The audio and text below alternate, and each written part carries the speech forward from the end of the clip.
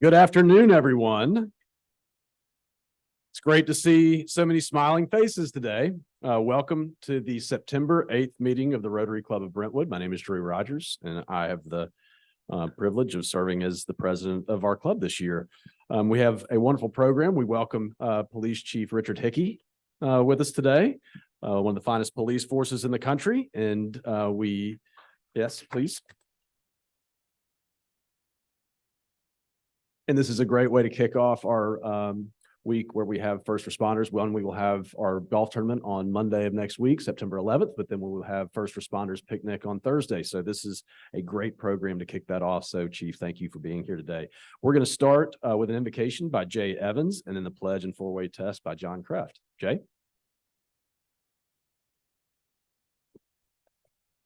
Please bow your heads. Most gracious God in heaven, we come before you with grateful hearts, gathered together in fellowship with gratitude for this meal, the company of one another, and the benevolence that is Rotary. We thank you for the food that has been prepared, for the hands that prepared it, and the provision that you have given us.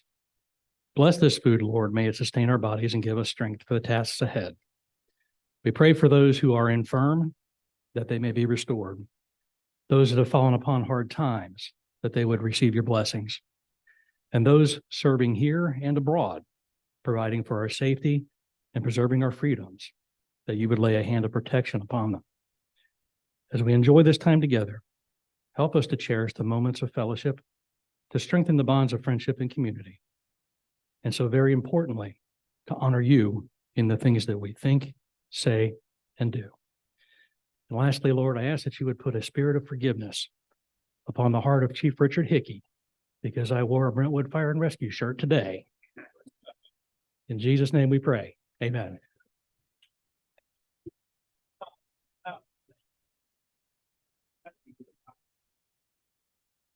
Please join me in the pledge. Pledge allegiance to the flag of the United States of America. To the republic which stands one nation.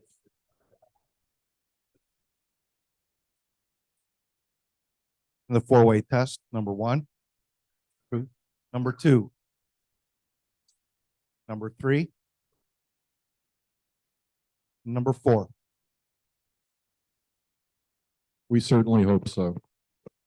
Wonderful. Thank you, Jay, and thank you, John. I am sure that Chief Hickey will forgive you, Jay, for wearing a Brentwood Fire and Rescue shirt to his program today. I don't know if Charles is here, but would love to say that 50 years ago today, Hank Aaron hit his 701st home run, setting the record for the most home runs in the Major League Baseball. So there you go, Charles. If you're here, great. If you're not, then too bad you missed that. Jennifer Bourne, you are going to introduce our guests and visiting Rotarians. And while you're getting the microphone, I do want to acknowledge that we have a special member that is here today. Jeff Brown is rejoining us today. He's been absent for a little bit. And we are all grateful that he's here. So it is a celebration. Jennifer, now to you. Steve told me a couple weeks ago at church that I go too fast. So I'm trying to go slow across the room so he can follow me. Okay, we do have a couple guests today, and we're so glad you guys are here. First, Gil, you want to introduce your guest?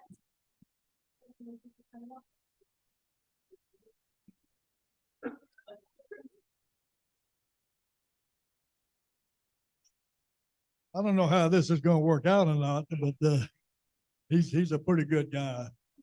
He's a pilot. Okay, that's right. You fly airplanes. Thank you very much.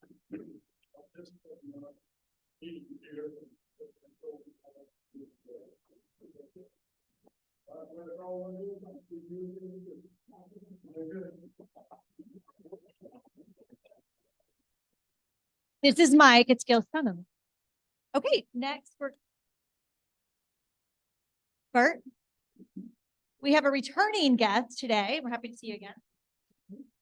I have with me Banks Hickman. He's arborist by trade, and I guess it's his second or third time to visit. Welcome, Banks.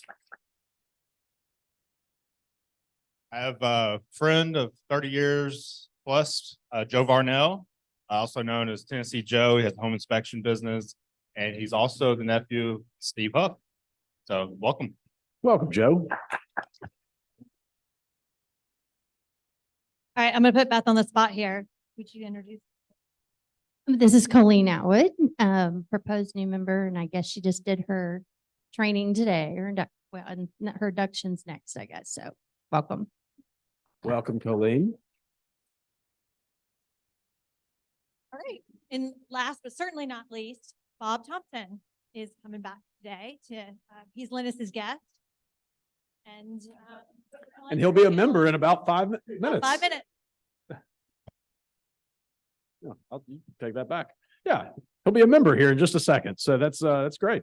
Well, welcome. We're glad that you're all here. Hope that you come back again soon. We do have a few announcements to make. And so I will start before we go to Bob and the induction of Bob as our newest member to the club.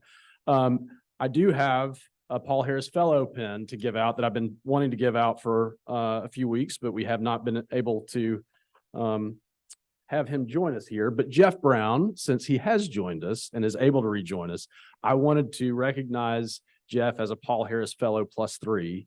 And so I've got a pin for you. And if you would like to come up, I will present it to you. Jeff, congratulations.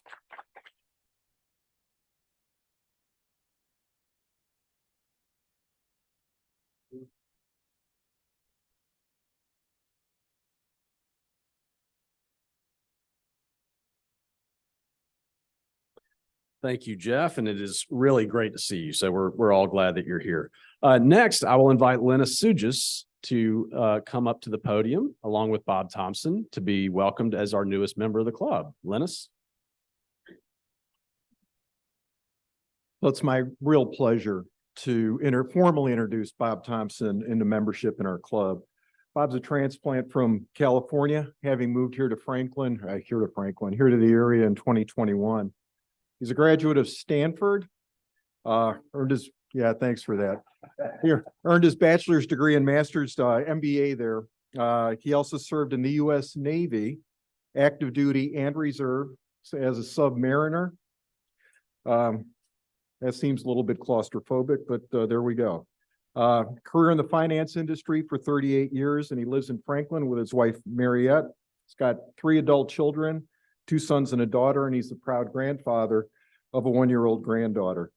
I met Bob through Bible study at the Church of Good Shepherd, and I've been impressed by his servant's heart, and I am certain that he will make a great Rotarian. And I hope you'll join me in welcoming Bob Thompson into membership in our club.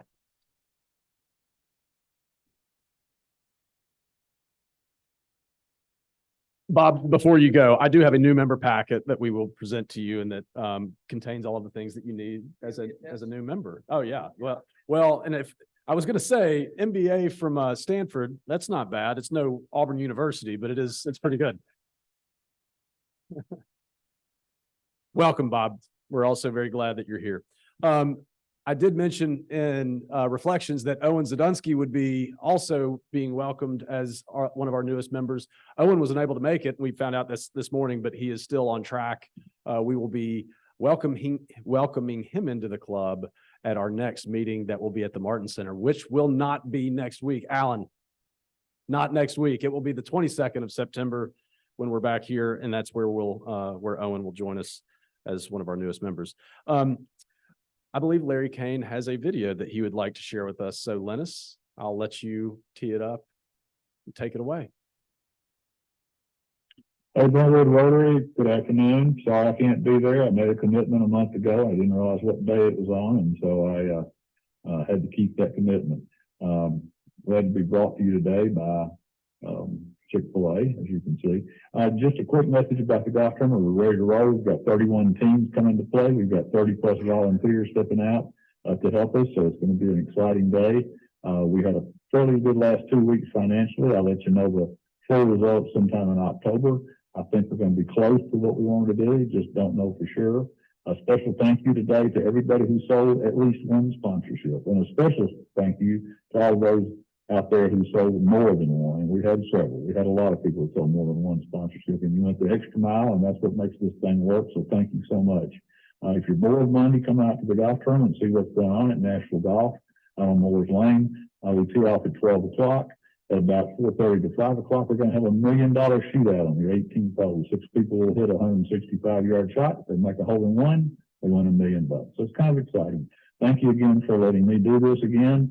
Thank you for all those who did sell a sponsorship and for all those who are volunteering. And have a great weekend and hope to see you Monday. Thanks.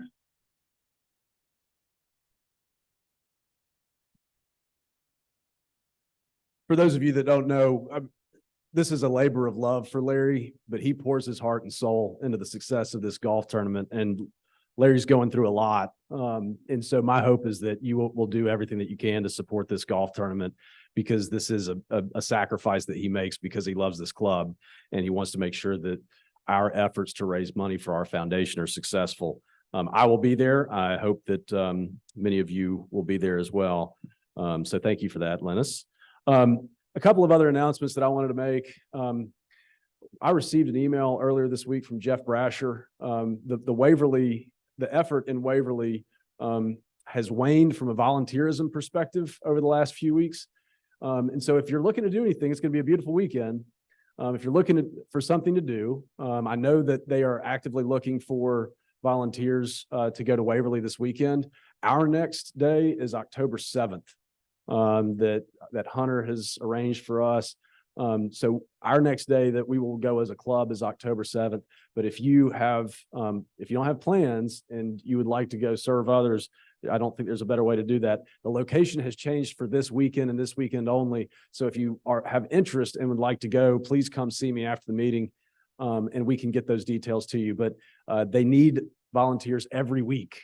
So if you have an interest, let myself, Hunter, Beth, Dormany know, because I think all of us have the details about where to go and what time to get there. Beth, was there anything that you would like to add or that you feel like is important for people to know?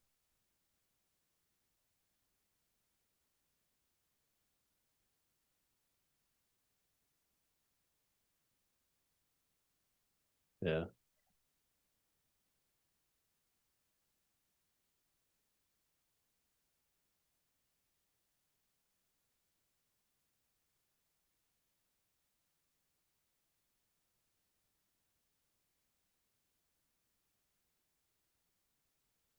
Awesome. Thank you, Beth.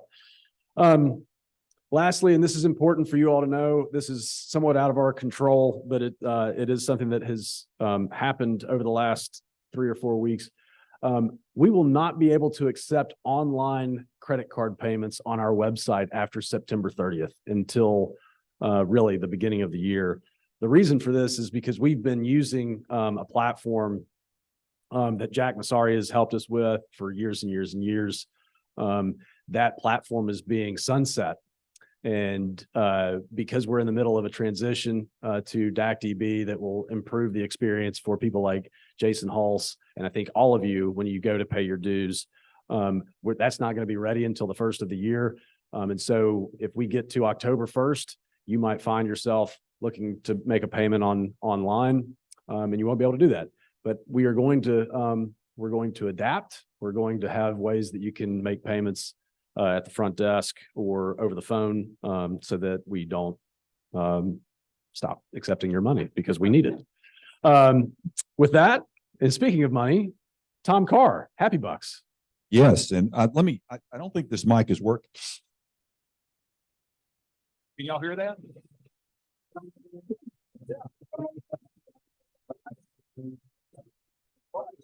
Y'all can blame me for this.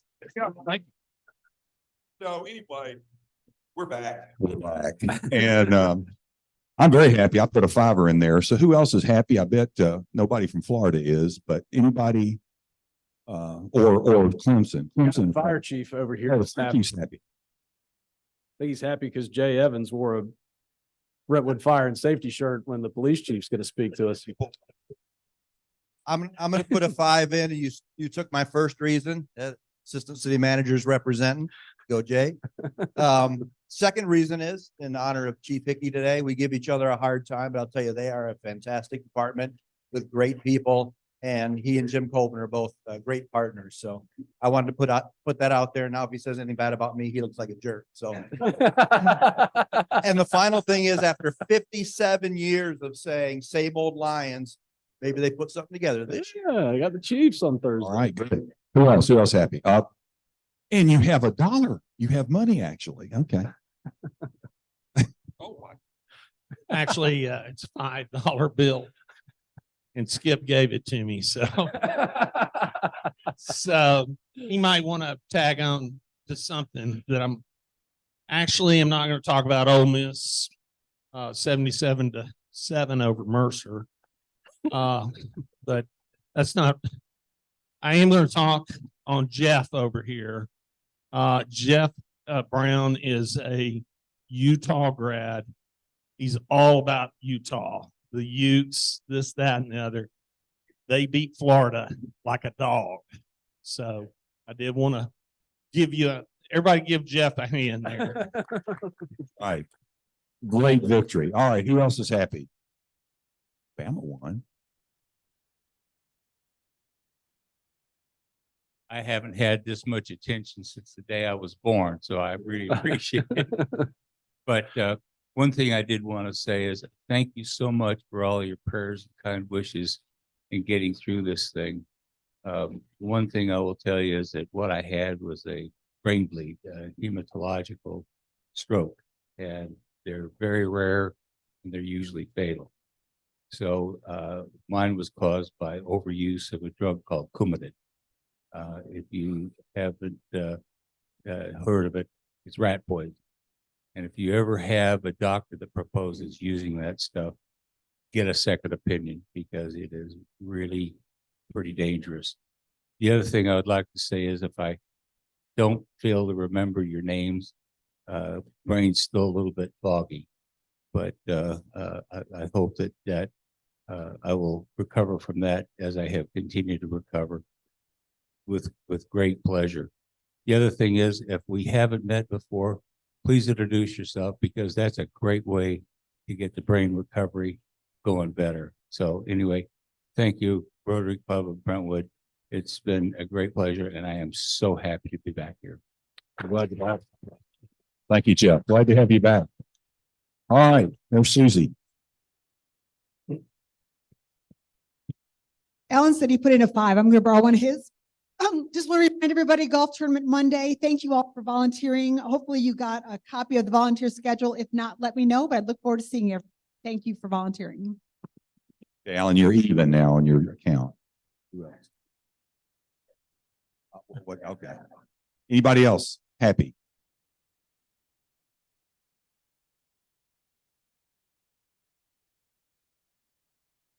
I have a $2 bill, and I wanted to thank everybody for welcoming me in. I'm looking forward to being help the community and making some great friends. Great. Anyone else? Okay, that's Wonderful. Tom, thank you. With that, we will introduce our distinguished speaker. And so I would like to invite Ray Little to come to the podium to introduce Chief Richard Hickey. Ray?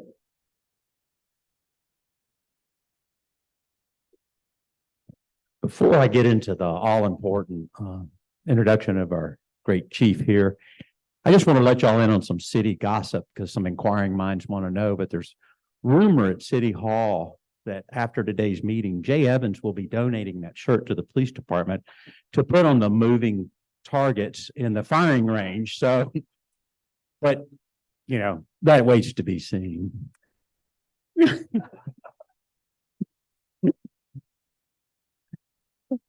That kinder, gentler, nicer, I kind of went out the door, didn't it? So, as you can tell, we have great staff. Many of y'all know them from being in service organizations like Rotary and just through the years of their service. But it is a great honor to have Chief Richard Hickey, and he follows in the same legacy of the chiefs who came before him, Chief Howard Buttrey, Chief Ricky Watson, Chief Jeff Hughes.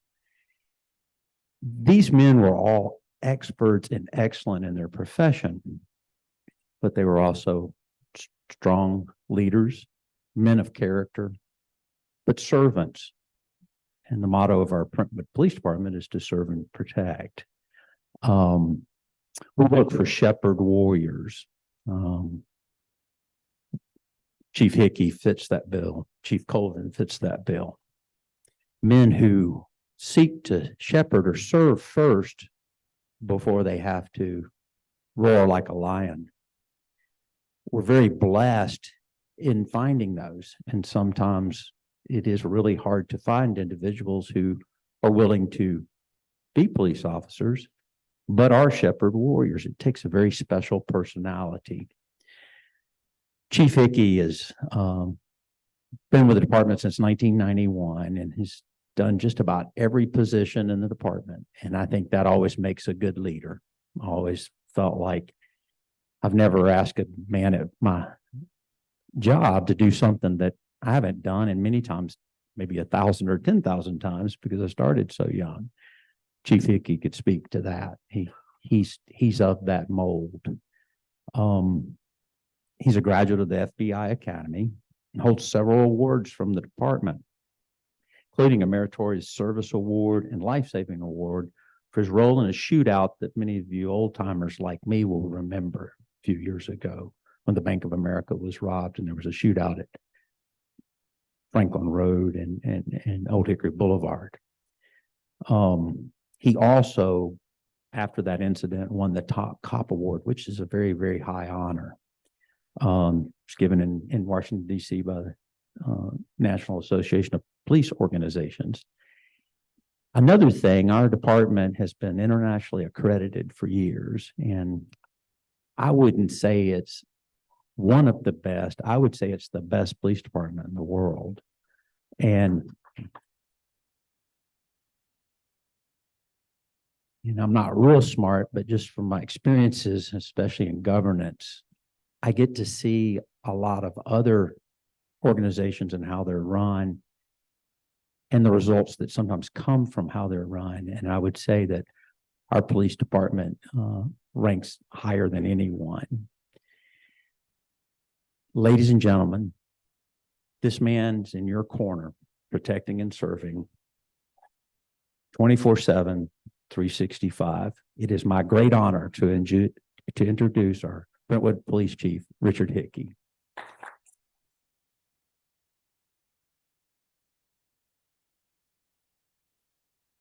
Well, thank you all for having me. I had some jokes planned, but since Jay beseeched the Almighty that I wouldn't pick on him, I can't do that now. Chief Goss gave a little bit of money. I don't know that really counts. I think I can still pick on him a little bit. So thank you to Ray Little for asking me to come do this. I don't know when the last time somebody from the police department has spoken to your group. I would imagine that it was Chief Jeff Hughes, but knowing Jeff Hughes, like I'm sure all of you do, he probably got up here and talked about what a good golfer he is, how his favorite game is cornhole, and how his life goal was to be on The Bachelor. But so I don't know that you really found out much about the police department. So I thought maybe we would start off with just a little bit of history about the police department and talk about things that are going on in Brentwood today, things that are going on nationally today, and look at some of the issues and problems that we're facing and maybe some ways that you can help us. So those of you who've been around a while remember Chief Buttrey. Chief Buttrey actually started the Brentwood Police Department in 1971. You know, Brentwood's a young city when it comes to cities. Only been a city since 1969. Police Department was formed 2 years later by Chief Buttrey. And this is Chief Buttrey and Mayor Emery Pewitt that you see, and our new police headquarters. So you can see how far we've come. Chief Buttrey started that year with himself for a while and then was able to hire three patrol officers. So this is how far we've come. This is where we are today. 2023, we have a little over 46,000 people that live in the city, and we cover over 42 square miles. Our weekday population obviously goes up a little bit because we have a large presence in Maryland Farms, still somewhat large presence, not as big as it used to be with work at home, but we still have a lot of people coming in the city today, so our daytime population increases. Back in 1971, when Chief Buttrey and 3 officers were working, they answered about 1,000 calls that year. You can see in 2022, we answered a little over 31,000 calls for service, and that number is still down from our highest number. I don't think we've still ever recovered fully from the pandemic. Our numbers back in 2018, we answered about 36,000 calls for service. So our numbers were still down in 22. Based on what we're seeing for this year, I think our numbers are going to be really, really close to pre-pandemic levels because our call volume's up about 20% right now. So I think things are getting back to normal unless this latest surge puts us back in the rears a little bit. So Ray Little mentioned that we are an accredited agency. We are a CLIA accredited agency. We've been there since 1989, and we are the most tenured and reaccredited agency in the state of Tennessee. That means that we have policies and procedures that make sure that we are following the best policies known in the world, that we are doing things right, that we have checks and balances. We have an independent organization that comes in and audits us. We actually have to send them standards once a year for them to audit, and then every 4 years, they actually come on site and will audit us. So it's just the checks and balances for us that people know that we're doing the best and giving you the best police department that we can give you. So what about our staffing? So how many police officers do we have in the city? We're authorized for 71 sworn police officers in Brentwood. Right now, we have 8 vacancies, unfortunately. I'm sure most of you have seen the news to know that police departments all across the United States are struggling with staffing. We actually didn't really start struggling until last year. We always talk about the Brentwood bubble and how we kind of live in a bubble. And I think that bubble isolated us a little bit from some of the staffing issues that have gone on nationwide, but it's finally caught up to us so that we now have 8 vacancies. And you see I have the number 14 out to the side. And the reason I put that in is because we have 6 people who are in various stages of training, learning to be police officers right now. So we can't count them towards staffing. They're not on the road acting as a solo police officer. They're in various levels of training. So that means there's actually 14 people who should be on the street today protecting you that aren't. And that's a significant number because that's a whole shift for us. So there are many shifts right now where we're running bare minimum numbers, trying to do our best to protect you. And hopefully we're doing that. We've seen our crime numbers go up a little bit this year. We've seen our response time numbers go up a little bit this year. That's not something that we ever want, but it's where we are. And we're working hard to get our staffing levels back up so that we have adequate coverage out on the road. People always ask about, the number of police officers who are on the street. And we are somewhat unique in that if you look at a lot of police departments across Middle Tennessee, we have one of the highest numbers as far as the number of sworn officers that we actually have on the street. A lot of police departments put sworn officers in specialized units, or they're in the detective division or whatever, but we feel like we get the most bang for our buck by having men and women who are wearing this uniform, who are out in a marked patrol car, being seen in the community. We think that's where the rubber meets the road and where we get the most bang for our buck. So we have over 70% of our sworn staff is actually dedicated to patrol. I can tell you some agencies around us are as low as 40%. So they have a lot of people doing things, specialized assignments. There's some good value in that. I'm not knocking that, but I'm telling you that I believe in Brentwood, we get the most bang for our buck. Hopefully, by having marked police cars and uniformed officers out on the street, I hope all of you, when you see one of those people out on the road, that hopefully it gives you a good sense that somebody's out protecting us. And hopefully the bad guys, they pucker up a little bit and go the other way, which is what we want. So we keep a lot of people on the street as much as we can. We have 7 detectives. We have 19 civilian employees, and that includes our 911 dispatchers. We are unique in that we still have our own 911 dispatch in Brentwood. Every other police agency in the county has gone to a centralized dispatch at Williamson County. We just feel like there's a lot of value in having it in-house. We can control it. We can set the standard. We believe our standards are a little bit higher, not to be bragging. That wasn't something that I established. It was established long ago by people like Chief Buttry and Chief Watson, and Chief Hughes slacked a little bit, but we're trying to get it back up. Please tell him I said that. So here's our stats for 22. And again, I can tell you that our numbers are up a little this year. We're running about 20% over where we were last year. Average response times to call is 6 minutes and 18 seconds, and that's all calls. So our emergency calls are actually a little bit faster. When we're running lights and siren, we're probably going to get there in under 5 minutes. That's a great number. I can tell you there's a lot of places in the United States right now that sadly, if you call 911, you might get a police officer in an hour. And that's scary for me. We never want to be there. And that's why we keep a lot of people on the street. And that's why we're working to get our staffing levels back to where we need it to be. People are always surprised when I give them the number of offenses. We had almost 1,600 crimes reported in the city last year. The good news is that our violent crime rate is very low. Most of our crime is property crimes, as I'm sure you guys know. You can see also that we work a lot of wrecks and we write a few speeding tickets, not many. I think people think we're heavy-handed, but we're not. We're very forgiving. We don't write a lot of speeding tickets. We never get pressure to produce money from speeding tickets, which is a wonderful place to be.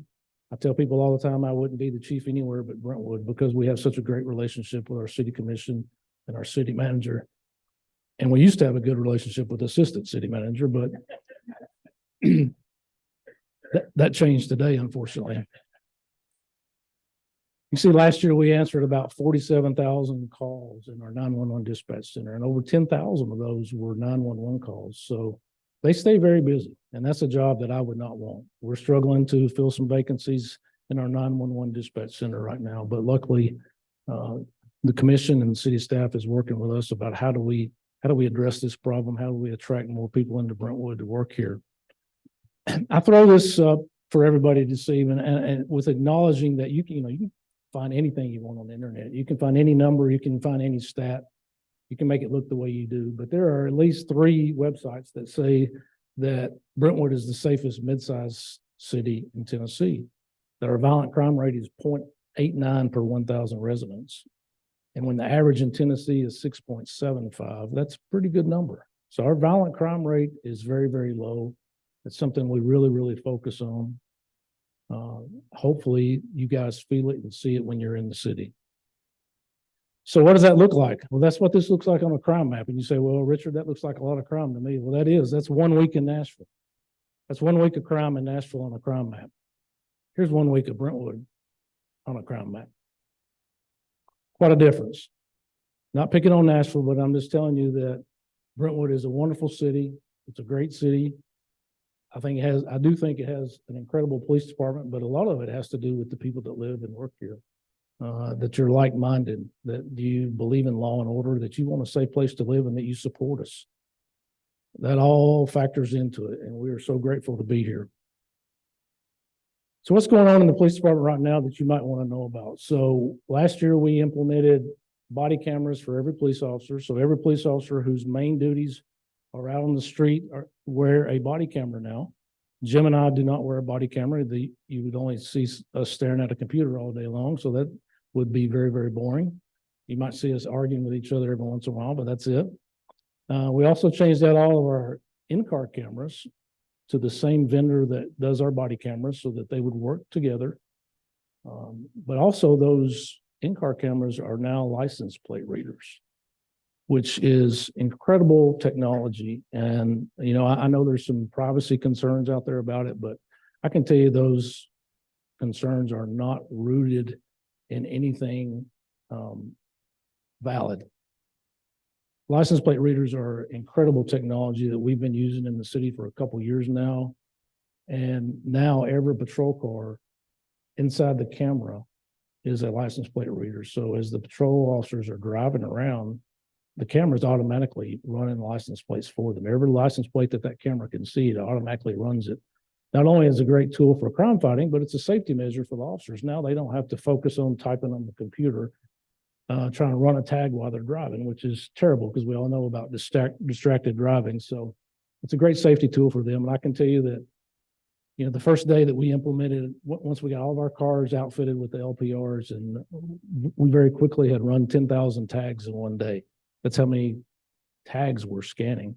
And we're also scanning a lot of tags and finding a lot of stolen cars, a lot of wanted people, all those kind of things, all which are incredible crime fighting tools. We're also right now getting some grant funding from the state of Tennessee to put more fixed license plate readers throughout the city. We have fixed license plate readers at parks now and some of our major intersections. And that's how we get alerts when somebody's coming through the city that maybe we don't want to be in the city. They're driving a stolen car or they're wanted for some type of crime. We get an alert and we go try to find that car. We're doing some grant funding right now to try to put more of those throughout the city. And I'm sure it's going to pay dividends because it's already paid dividends. Earlier this week, we had a car that had hit on our LPR several times that we were able to find. It actually turned into a little bit of a pursuit for us, but that person was wanted for a murder in Nashville. And we were able to take that person into custody because of license plate readers alerting us that they were in our city. I think you all agree that we don't want people like that in our city. So we were glad that we were able to get that person. I'm sure all of you know about our Citizens Police Academy. I know I can look and see there's a lot of people here who have been through our CPA, but if you've never been through our CPA, it's a great way to learn about us. And I can tell you that the people that go through our academy turn out to be our best advocates. So if you're interested in that program, you can see Jim or I, and we would love to get you in it. We try to do it every spring. We try to keep the class about 20 people so that it's very personal and interactive. But if you're interested in that, we would love for you to do that. What else are we doing in the community? We have 51 neighborhood watch groups that we try to manage, which is difficult, but we have 51 neighborhoods who have some type of watch group that interact with it's really our 2 DARE officers who teach in the school every year, but they also have some side hustles. They have other things they have to do. So during the summer and when they're not in class, they manage these active watch groups for us. They also do the home and business surveys. So if you've got a home or business in Brentwood and you're interested in how you could protect your home a little better or your business a little better, they can come out and do a survey for you to try to give you some tips on how to do that. And they also do personal safety presentations. So self-defense classes for women usually. We host those at the police department.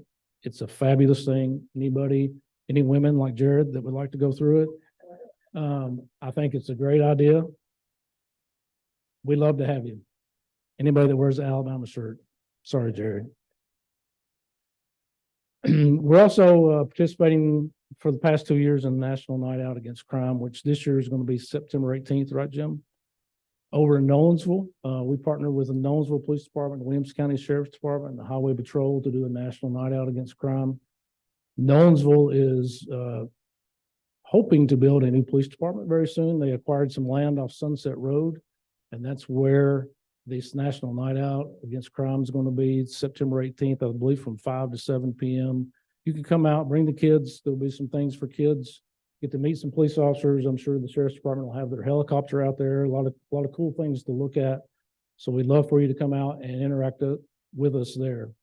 We've also started doing a camp at the police department for the Tennessee Baptist Children's Home, something that Jim and I were passionate about starting. We started last year, where we just host some kids from the children's home who haven't always had good interactions with police. You know, sadly, sometimes their interaction with police has been when a police officer's come into their home to take them out.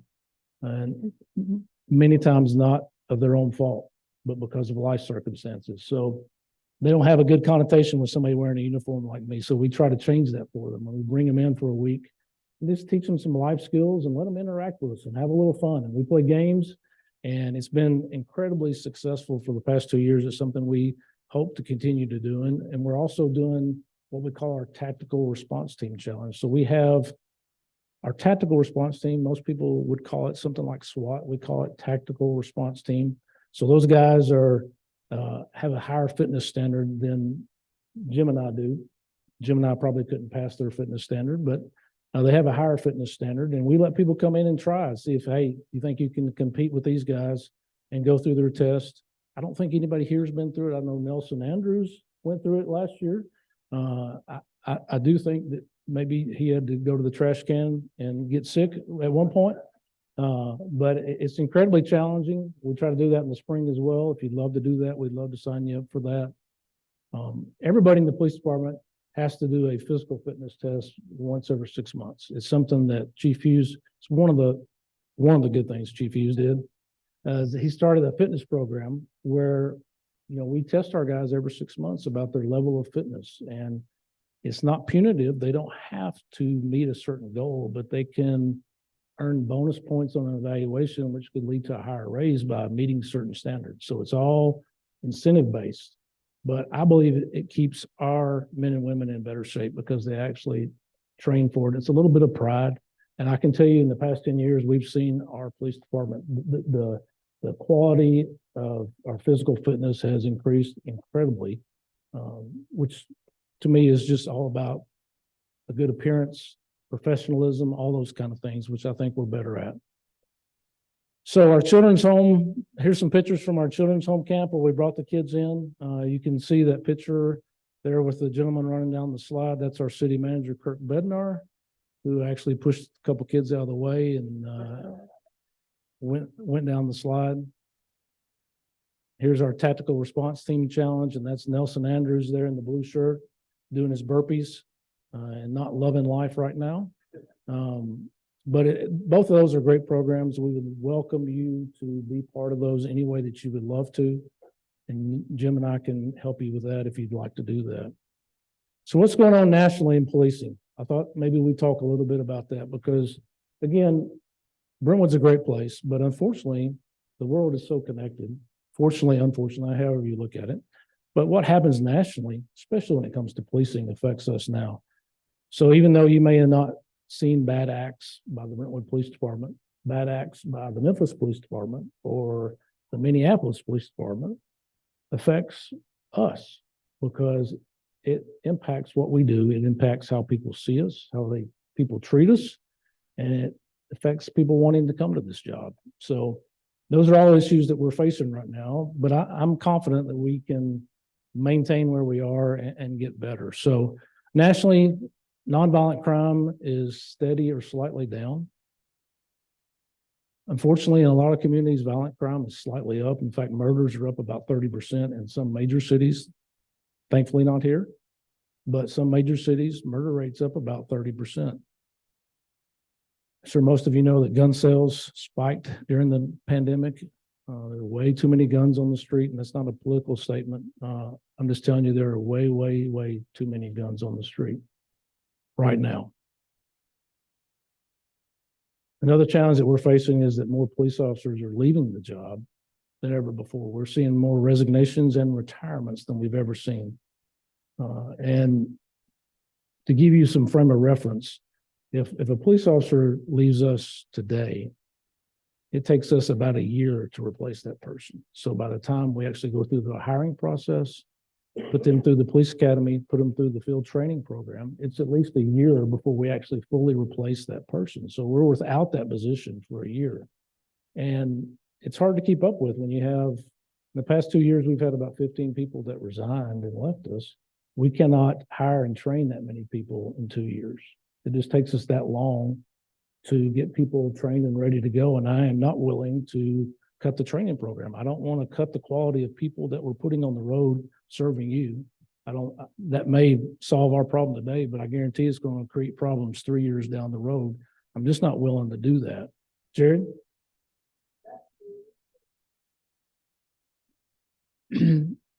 Depends. So the quickest, if we have somebody who's already a Tennessee certified police officer, comes from another police agency. We just hired somebody from the Murfreesboro Police Department. We should be able to get him from the time he tested with us to the time that he's on the road. Will still take about 6 months because we still put them through an abbreviated field training program because our policies and procedures are different than Murfreesboro. So we need to make sure that he is up on our policies and procedures. Some of them are different. We want to make sure that he's the quality of person that we think he is. We want to make sure that we're putting a quality product on the road. So we're just not willing to turn somebody loose. So probably the quickest we can do it is 6 months, but I can tell you that most time it takes us about a year to replace a person when we lose somebody. You can see that some police departments are only responding to major crimes, which obviously we're not there, but some of our neighbors are. Some of our neighbors have cut the type of police response they'll do. You may have something that happens in another jurisdiction that you may not get a police officer. You might be able to file a report on the phone, but that's about it. We're not there, and we're pushing hard to never get there. You see some small police departments have actually closed, which is a new trend in the past year that is troubling to me, that some of these smaller departments who aren't able to keep up, who aren't able to hire people, are just having to close their doors, and they're turning law enforcement over to the sheriff's department. And the sheriff's department is short-staffed too, so that's a troubling trend for me.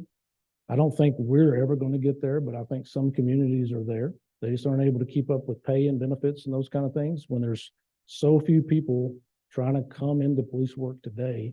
Unfortunately, it's turned a little bit into the haves and the have-nots. The communities that can afford to have police officers are going to have them, and the communities that can't are likely going to lose out, and that's a troubling trend. Now, the last thing I have on there is police officers becoming firefighters, and that is not a shot at Chief Goss and the fire department, but if you take it that way, I'm happy about it. But what's happening is, firemen don't go out driving around the city all day long looking for fires. There's just no method to do that effectively. They've got $1.2 million engines or whatever they are now, Chief Goss. You're not going to drive that around all day just hoping to find a fire. It just doesn't make any sense.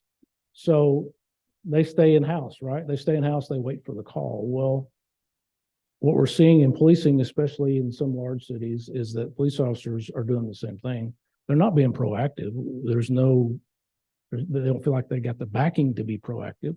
So they're not going out and hunting crime. They're not going out looking for bad people. They're just waiting for the call to come in. They'll respond to the call, and then they'll go back to waiting on the next call instead of being proactive. That's a troubling trend for me, because that's a recipe for disaster. This is the chart that I throw up here now will show you a little bit what I think displays that troubling trend. You can see that violent crime, this is violent crime from 1992 to 2021. And it went way, way down, didn't it? Well, starting in 1992, there's a lot of police departments that adopted what we call the broken windows theory. Does anybody know what the broken windows theory is in policing? It's all about, if you have a house that's vacant in your neighborhood, or you have a business next to your business that's vacant, and somebody breaks a window, if nobody fixes that window, that quickly becomes the accepted norm. And that people pass by and say, well, nobody cares about that window. So what happens? Somebody breaks another one, and somebody breaks another one. And then somebody goes into the building and steals something. So it's taking care of the small things before they get to be big things. The best analogy I can have for it is It's a Wonderful Life. Jimmy Stewart and Donna Reed are leaving the gym, and they're walking home, and then there's that old house that's got all the broken windows. So what do? Hey, I'm gonna throw a rock and break another piece of window, right? I mean, and small things lead to big things. They ended up squatting in the house. I mean, Bert the cop should have thrown him out, right? So if you don't take care of the small things, they lead to big things. And then lots of times, people who are involved in small crimes are also involved in big crimes. So a big part of this violent crime trend going way, way down was proactive policing using the broken windows theory. Now, it's not all of it. Part of it's a good economy. There's a lot of other factors that go into it, but part of it is good policing. But then I'll point out to you here, we had a little spike here, and we had a little spike here. You may have a guess at what caused those spikes back up. This was Michael Brown, Ferguson, Missouri, the death of Michael Brown. And this was George Floyd. So all of a sudden, there's no stomach There's no backing for proactive policing, so police officers don't go out and be proactive. Crime spikes back up. I believe it flattened out here a little bit because of the pandemic, because we know the numbers went way down in the pandemic, but both of those spikes are directly related to national events that cause police officers to quit policing. Luckily, I can tell you, we've never been that way in Brentwood. Have we had to be extremely careful about what we do? Absolutely. We're always mindful of the national narrative and what's going on and how we do business. But that's what's so troubling to me about police officers acting like firemen, is that you want police officers to go out and be proactive. We've got to find a way to turn the tide a little bit. And I think it has turned the tide a little bit to get people back where they are supportive of the police. Again, that's never been the case in Brentwood. We've never not felt supported. I can tell you a story about one of our newest police officers, Derek Dragon, who came to us from San Francisco Police Department. 10 years at San Francisco Police Department. He finally said, I got to get out of here. He's got a newborn baby. And he said, I can't raise my child in this area. So they did their due diligence and said, Williamson County is a great place to be. I want to go there. So they came here. Very first day, he is riding with his field training officer, and they got a call about a gentleman who exposed himself over behind the library. So they're on the walking trails looking for that guy that exposed himself. And there was a woman that came by Derek Dragon and did this. What do you think Derek Dragon did? He ducked, because that's what people do in San Francisco. They take swings at cops. They're not nice to cops. They spit at cops. So when Derek ducked, his FTO said, Derek, what are you doing? He's like, well, I thought she was going to hit me. He said, no, she's trying to high-five you. He's like, okay, I'm not in San Francisco anymore. This is going to take a while to get used to. So it's never been that way. Believe it or not, it takes them a long time to understand when they stop in a market and somebody pats them on the back and says, thank you. They jump a little bit because they're just not used to that. They're used to people throwing rocks at them and those kind of things. So those national narratives unfortunately affect us. We're struggling to get our staffing back to where we want it to be, but I think we'll get there. I'm confident that the city commission and the city staff is going to help us every way that they can, and that we're going to get the police department back to the full staff so that hopefully we'll make that violent crime rate go even lower, our property crime rate go even lower, and we'll be even quicker to getting to where you need us. So what's going on locally in Brentwood that we're working with? I can tell you that one of our greatest challenges right now is mental health.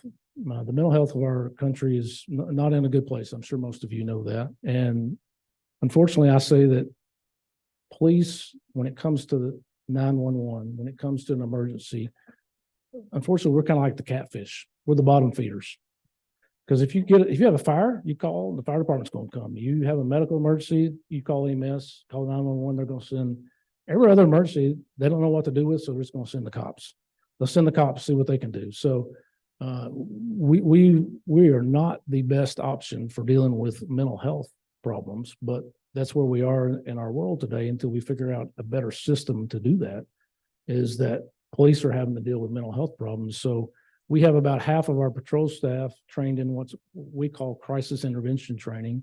And it's just some additional training about mental health and disorders, and gives our officers some clues about what to look for, what to say, what not to say, how to act, what not to do, to try to bring whatever issue they're dealing with to a successful, peaceful conclusion. Because we know that lots of times when police officers get into a deadly force situation, lots of times it could be a mental health call that if they had some clues, they might have been able to handle a little bit better. We never want to get there in Brentwood. So we're trying our best to get in front of this issue, make sure our guys know how to deal with people who are in a mental health crisis. We're also dealing with this group called the South American Theft Group, which is an incredible new trend that we're seeing.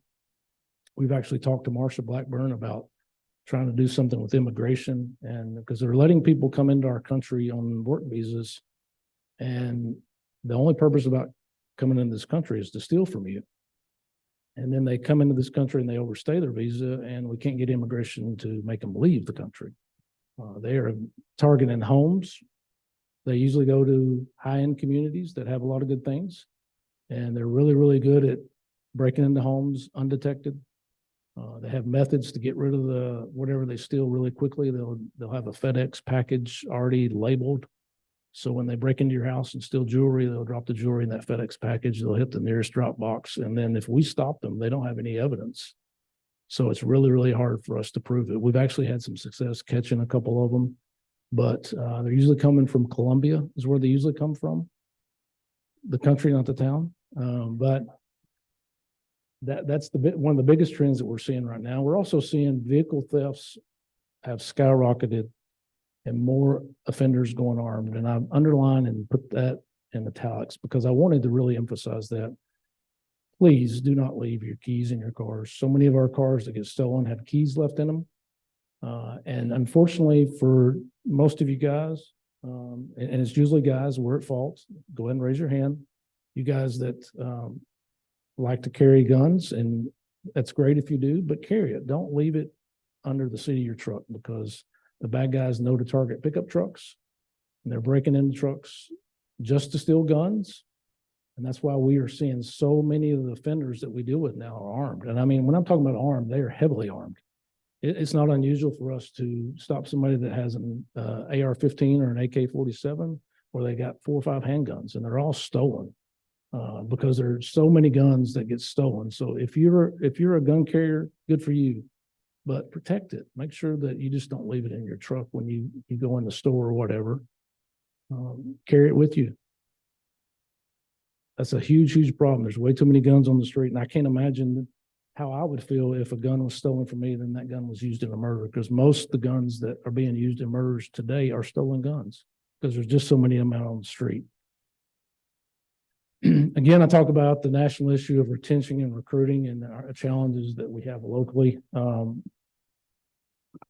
We're struggling a little bit, but I'm confident we're going to get out of it. I've told you about how the national issues do affect us because we're just seeing so few people want to come into this job.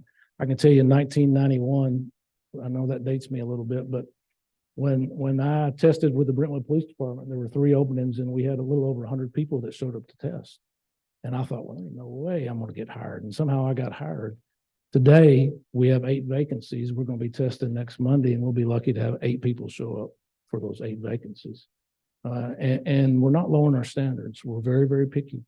We want to have the best people in uniform that we can have. So we just opt to run short instead of hiring somebody that may be a problem down the road. So if you know somebody who's interested in policing, if you have children, you have nephews, you have neighbor friend, please direct them our way. We're always looking for good people. My mindset is we can teach people police work, but number one, you got to have the heart of a servant. You got to be here for the right reason, that you want to help the community, that you realize that this job is some ways is a sacrifice. You're not going to have Monday through Friday and weekends off and holidays off. You're going to work weekends, you're going to work holidays, you're going to work midnight shift. That's just part of the job. But I also think that's part of what makes this job great. I'm not telling you that we are the military. That's a whole different level, but we're a lot like the military in that there's a bond formed between the men and women that work at the police department. I can tell you that I wouldn't have chosen another career if I could go back today. And I wouldn't have chosen a better place to work than the Brentwood Police Department because it is fabulous, fabulous place to work. I know I've run over a little bit. I wanted to leave time for questions. I'm sorry about that, but I get on my soapbox when I talk about the police department. So, but I'm passionate about it. So does anybody else besides Jared have a question? Jared's done. I'm not asking. Yes, sir.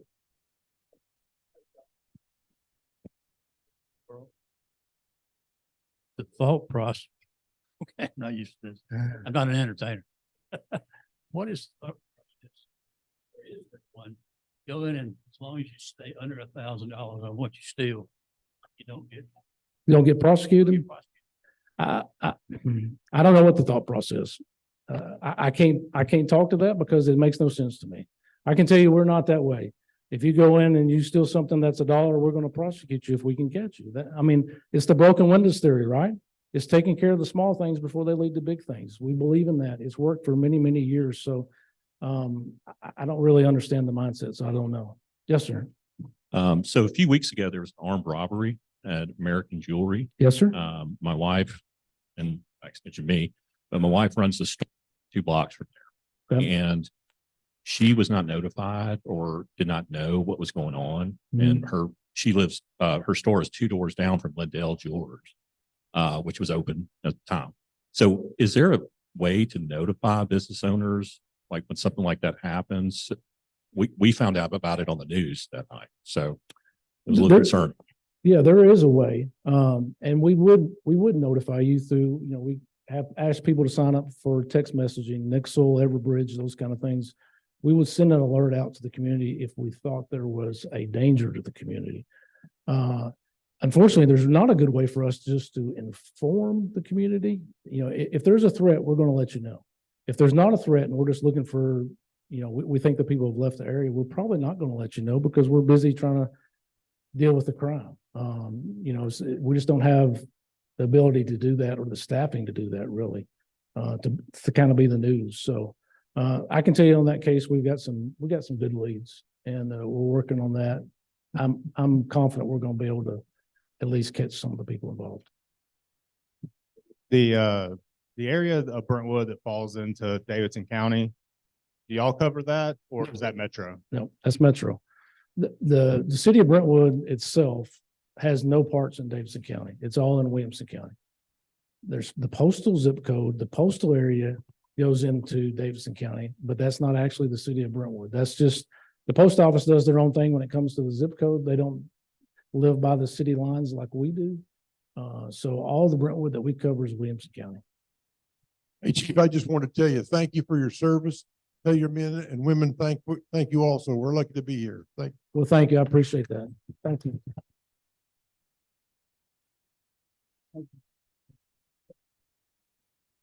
Chief Hickey, thank you for being here. As I was driving home from a Rotary meeting a couple of weeks ago, I actually saw a couple of Brentwood police officers on 65 changing the tire of somebody that was not a Williamson County resident. On 65 is a very dangerous situation, and you really come to appreciate the quality of the police force when you see that type of service. We do have a gift for you to take. We have a pen that is intended to be a remembrance of your time here that you can take with you. And the first thing that we would ask for you to do with that pen is to sign this book that we read to first graders in Brentwood City Schools or the Williamson County Schools here in Brentwood. So reading the first graders, I'm guessing Terry Andrews is doing that. yeah, and then sometimes we ask Chief Goss to join us too, but it might be too difficult. Thank you for that.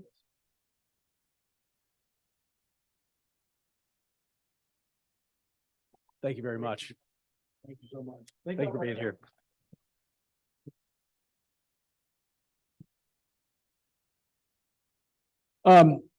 We would like to welcome our guests again, Banks, Mike, Joe, Colleen, for this last time that we'll welcome you as a guest. And Bob, welcome as a new member of our club. We're glad that you're here. Please stay and help put away tables and chairs. We're stacking in stacks of 8 next to the tables. Remember, there is no meeting here next Friday. We will be at the First Responders Picnic at Rotary Pavilion at Granny White Park on Thursday evening. And if there's nothing else for the good of Rotary, Tom, we've got BRCCF meeting in the conference room after the meeting today. So BRCCF meeting after the meeting today. If there's nothing else for the good of Rotary, then we are adjourned.